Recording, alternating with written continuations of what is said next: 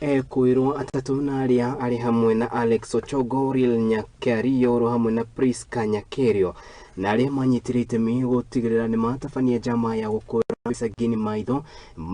Ditheba kana mweri wa gatumu mwaka-ini muhetuku ni marikitie gukinya igoti-ini na gukionekana mari na mahitia na makiria thitango cia gucokia kuringana na mucirithania uria wikaine kana wa igoti ria githini uria wikaine ta Christine Ogweno ni thiite na mbere na kuga ati atatu acio meguthi na mbere gwikio Kenya kana gwikara Kenya uko akiuga Ciira wao gakurori gwitwithanio tariki 21 mweri-ini uyu mwaka-ini uyu wa 2023.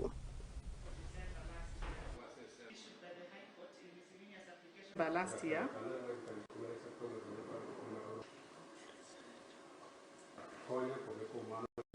Going by this evidence, the two only became aware of the commission of the offense after it was completed by the first accused person. Section 20, subsection 1C, on the other hand,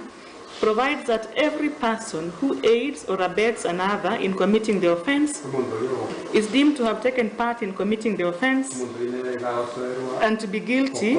of the offense and may be charged with actually committing it. Aiding and abetting means to assist in the commission of a crime or to be an accomplice. The Court of Appeal in John Ouma Awino and another versus Republic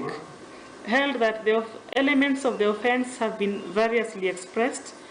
but encompass proof that the person knew that his acts would assist the commission of the crime by the perpetrator, or so that a victim impact statement, a social inquiry report, together with a pre-sentencing report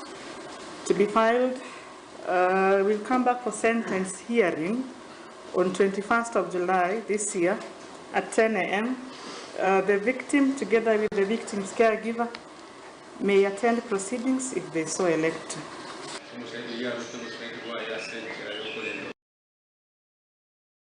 Tu githiri na mbere ni ati nake kana